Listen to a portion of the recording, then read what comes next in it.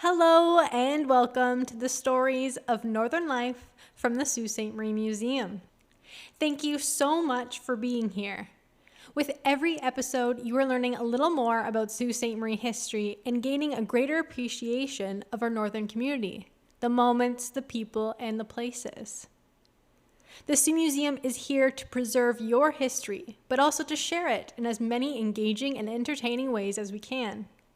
Your support and engagement with our content keeps the cycle going and allowing us to expand and grow, offering more back to you, our community.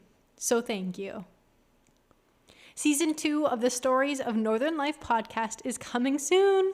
Until then, we are resharing a few episodes over the past 2 years. That's 100 episodes that we love and think that you will too. The Sault Memorial Gardens opened its doors February 1949. The Gardens was one of the first Northern Ontario arenas to have artificial ice, and it seated 3,990 spectators. The arena was built as a war memorial and hosted several teams over the years, but was primarily home to the Sault Ste. Marie Greyhounds of the Ontario Hockey League.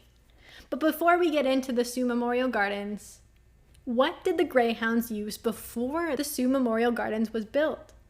The Gouin Street Arena, home of the Greyhounds from 1920 to 1948, which was located not far from the Sault Museum, on Gouin Street, of course. Recognized today as the small street off East that tucks behind the current East Street Pizza, the old downtown Mrs. B's Pizza and Snack Bar. In its place, you can now find apartment buildings. Believe it or not, it was still not the first skating rink in Sault Ste. Marie. After the community rink burned in 1910, they needed to build a new one, being the Gouin Street Arena.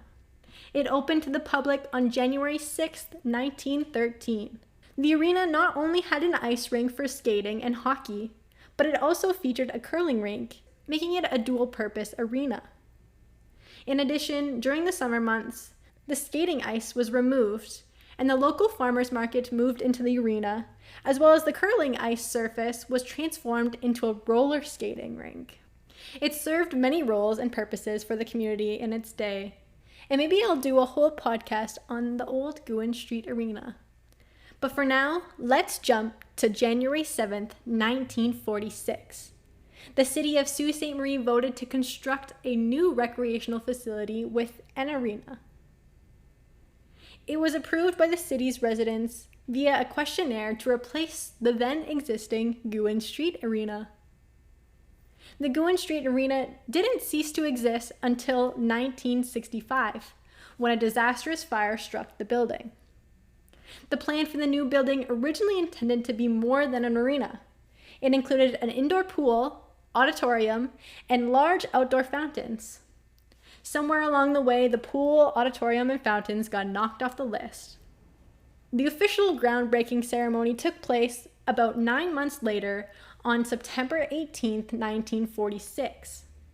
The construction would take 2.5 years to complete, costing $765,000. The official grand opening was on February 20th, 1949, and brought in a crowd of 8,500 people. The design of the front of the gardens was representative of streamlined modern style architecture, using straight lines and curved forms. The main entrance and lobby were on the first floor at street level, with cast iron gates through which spectators filed in to have their tickets taken. Just inside the gates were concessions and entrances to the 4 sections of seating areas. All the seats were wooden benches and painted a light blue color. The seating included the main concourse around the top and an aisle around the boards at ice level to move around the arena, though the hockey team benches and penalty boxes were also in the same aisle. The Sault Memorial Gardens, as I mentioned before, was dedicated to the community members that passed at war. High above the ice was a fresco featuring stained glass panels and a bronze angel in memory of the fallen. As well as in the memorial tower, there were all the names of the war heroes hung on the walls with evergreen wreaths.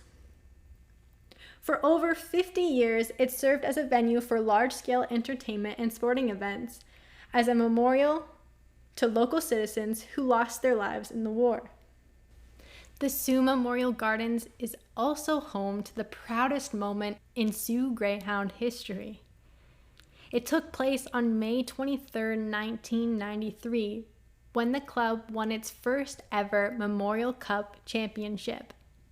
The Hounds, who entered as the host team, defeated the OHL champion Peterborough Petes 4-2 in front of over 4,500 fans at the Sault Memorial Gardens. The Memorial Gardens was demolished in 2005 to accommodate the new Steelback Center, later named the SR Center, and now the GFL Memorial Gardens.